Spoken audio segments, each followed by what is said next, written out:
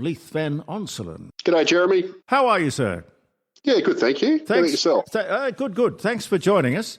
I was telling everyone about this story that I picked up. I don't know whether you published it or somebody heard you saying it. Energy reality smacks South Australia in the face. That caught my eye.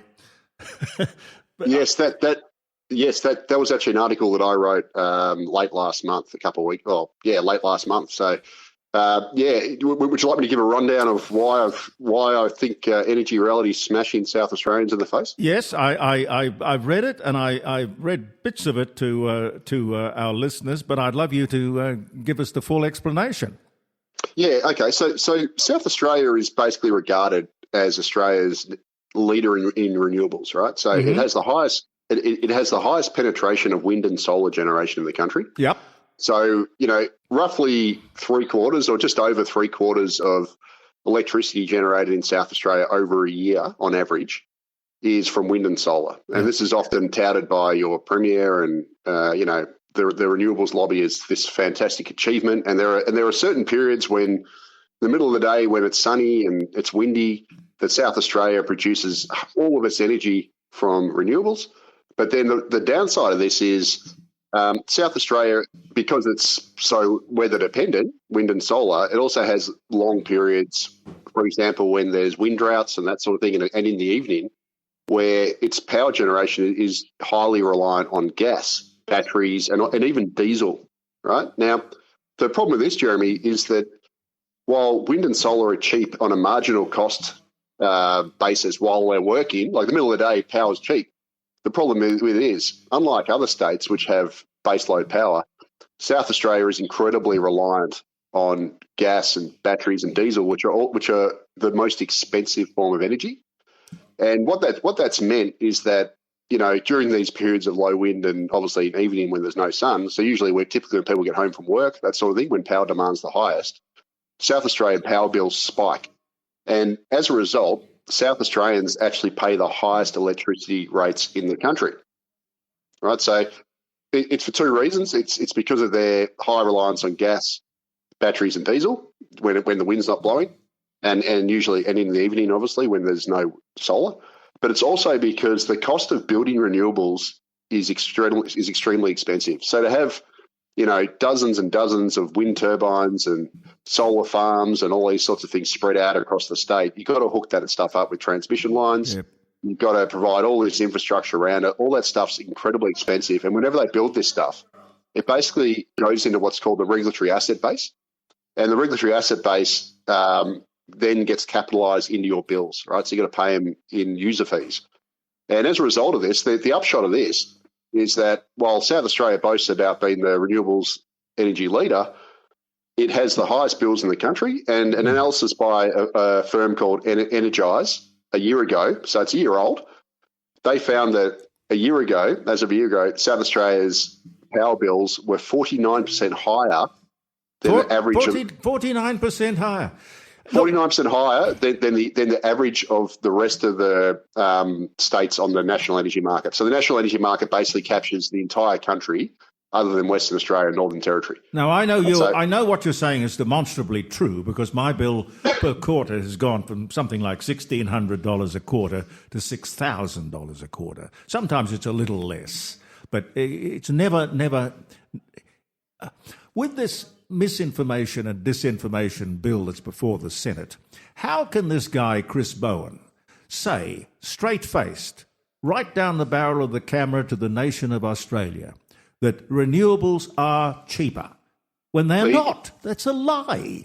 Yeah, well, absolutely. So Chris Bowen is flat out lying, because you don't have to go very far, right? So South Australia is the most expensive here. We've got the highest. It's also our renewable energy leader. But if you go to the United States, for example, California is by far the most expensive state for electricity in the United States. And guess what? California is the South Australia of the United States. It is their renewable energy leader, right? How can we stop this nonsense? Is there any way? Well, yeah, look, it's pretty basic stuff, right? If you end up getting rid of your, 24/7 stable baseload coal generation, which is relatively cheap, and you get rid of that and you replace it with intermittent sources of power, and then those intermittent sources of power have low energy density, they're spread out everywhere, so you need to spend hundreds of billions of dollars on transmission lines, all this sort of stuff, it's going to drive up your energy bills, because not only do you have to pay for all that transmission and everything, there's also makes you more reliant on expensive sources like gas and batteries and pumped hydro, which are all very expensive to give you power when the wind's not blowing and in the evening when the sun's not shining. And all of this, none of this is rocket science. No, and Leith, I'm here with Jeremy Lesalicus, and I saw you on Sky last night, and I noticed that Topher Field has also referred to some of the things you have spoken about. But one of the things that strikes me is the manipulation of these national energy markets. And Topher Field did a very good segment, which is available on YouTube, and he talks about the segments of energy generation, which is coal, essentially, the renewables as one category, and battery being by far the most expensive. It's never no cost. It's always going to be a cost, but it's the most expensive, and it gets stacked into the energy mix at crucial times when the grid needs it. But he speaks very well about this issue of bid stacking. Are you able to summarise that very quickly for us and the listeners? Do you know what he's talking about? Yeah. So I haven't listened to what he said, but I reckon I know what he's talking about. So basically, the way the prices work, so every 5 minutes, all the different power generators put in bids to supply energy, and the highest bid for that 5 minute period ends up setting the marginal price. Now, the problem with it is... Can you just explain that for the listeners in the context? But I was talking about this to Jeremy this morning, that even though in that mix you'll have coal, which is the cheapest, the overriding highest price takes over, and it's not a mixture or aggregated mixture or average of the prices. It's all one. So you're always going to be charged the highest price. So whatever the stack is at the top, that determines the price of the entire stack.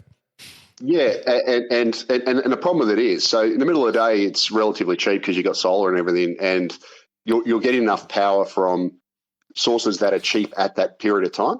The problem with it is if you wipe out your baseload coal, which is basically Australia's plan, which can produce independent of the weather, what it means is that in those times when the sun goes down, and especially in times of wind droughts, all the bids end up coming in from super expensive sources. So gas is very expensive.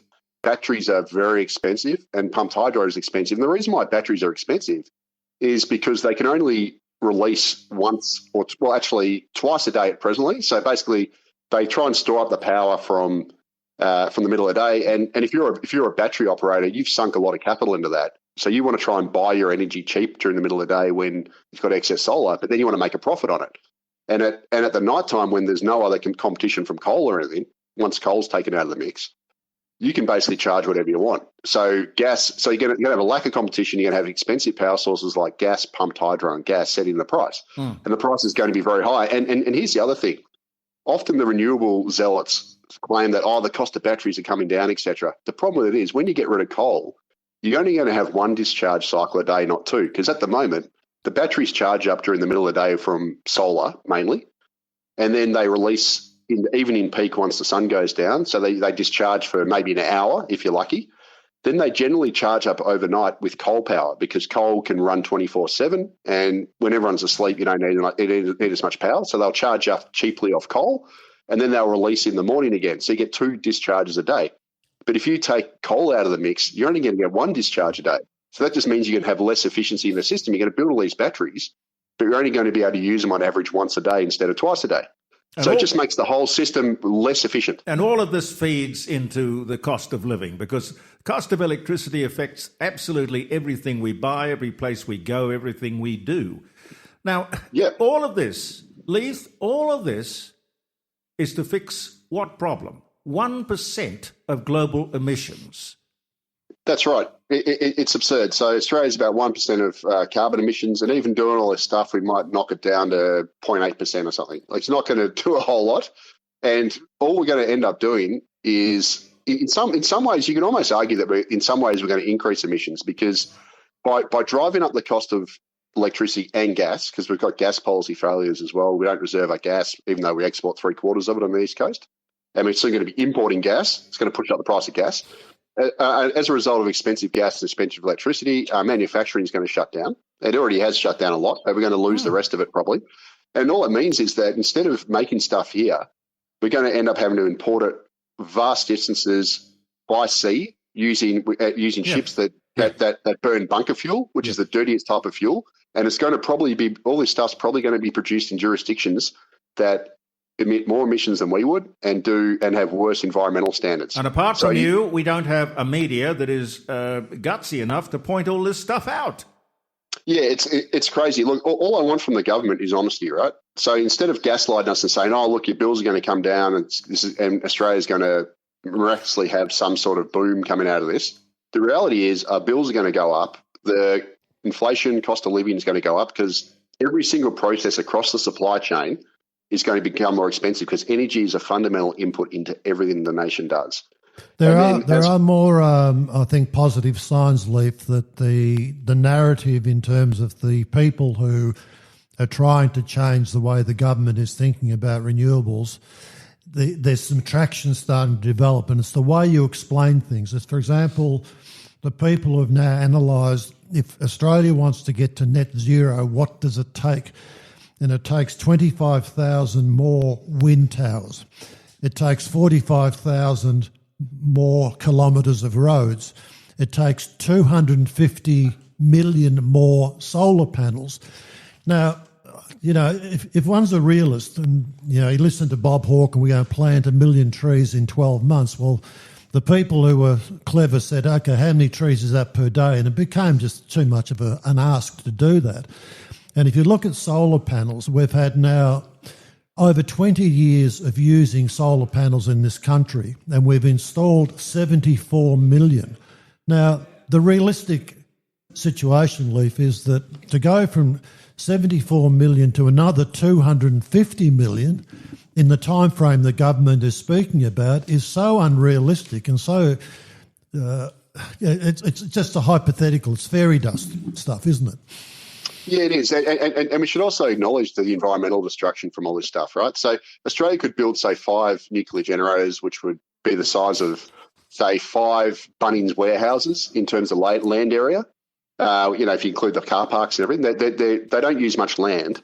With one set of transmission lines going to each of those, or we can build literally thousands of wind turbines, which are intermittent power, each of which has 1,000 tonnes of reinforced concrete under each of them, each of which requires tons of steel, copper and everything, each of which requires loads of wires, service roads to be built so you can service them, oodles and oodles of land clearing and resources and tree clearing, all that sort of stuff. Even oil to keep them lubricated.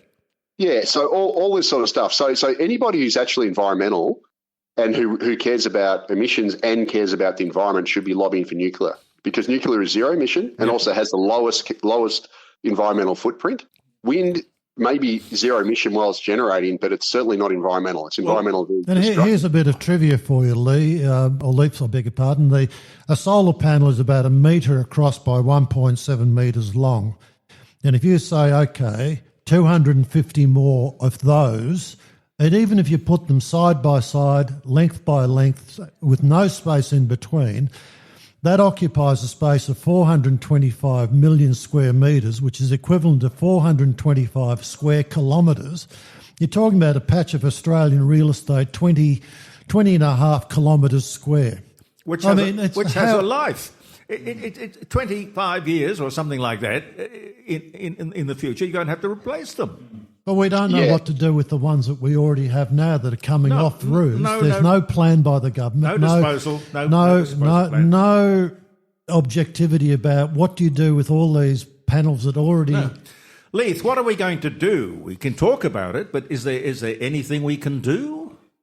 Look, I hope so, but unfortunately, we've got zealots in the federal government. Chris Bowen is a lunatic. Anthony Albanese is a lunatic, and unfortunately, Australia's public service are just brainwashed for this stuff. We have I mean, I hate to say a woke mind virus, but we've got a complete mind virus on this sort of stuff, a net zero mind virus. Yep. And look, we've just got to keep telling the truth and hope that the reality gets through. But my fear is that even if we do 5 more years of this stuff, we're going to create a lot of damage, which we then can't undo. And the fact of the matter is we're going to be paying much higher energy costs, but also going to be paying higher taxes because the amount of subsidies that go into this stuff is just extraordinary. And you only have to point to the snowy hydro. I mean, that was, that's been paid for by taxpayers. The initial cost was projected to be $2 billion.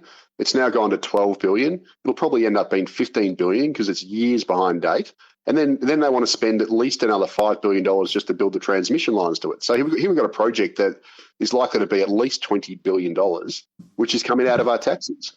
And that's just one of many. So this whole experiment is going to cost us an arm and a leg, both in power bills but also taxes. And it's ultimately going to send our manufacturing offshore, what's left of it, deindustrialise the nation, and make us ultimately a lot poorer. It's just Leith, ridiculous policy. Why do you think our country has allowed itself to be beholden to foreign entities who run these generation operations and the intermediaries between us and the manufacturer, supplier? Yeah, look, it's a good question. One of the worst things Australia ever did was privatise all our utilities. I mean, it's given us more expensive energy, and not just utilities, but we've completely jumped the shark on a whole lot of areas. Why did the Rudd-Gillard government approve gas exports out of Gladstone without any requirement to reserve it for domestic use first? I mean, we are literally, East Coast Australia is the only gas exporting jurisdiction in the world that doesn't have a domestic reservation requirement. And as a result, East Coast Australia pays the highest gas prices in the world out of any exporting jurisdiction. And this is all policy failure. Another bit of information which astounded me the other day. I mean, the big news in South Australia is the Roxby Downs copper mine expansion. We're talking about $1 billion. They're already looking for 1,000 workers. It's going to be big for South Australia, but when I dug into it, the draft plans for that were set in 2005, 20 years ago. And the government announcement was in November 2008. I mean, this is just madness that in Australia things take so long to, from a concept to go into fruition and to cut the soil to get some action. If this was China, get rid of it happened in 1 month. Get rid of the red tape. Yeah. Well, also, I mean, how viable is that project going to be when you've got expensive energy? I mean, the viability of that project and all the other projects are dependent on having reliable and affordable energy, and we have neither, and especially South Australia has neither. And here's the question. So at the moment, South Australia has avoided blackouts because it can import cheap brown coal power from Victoria. Yeah.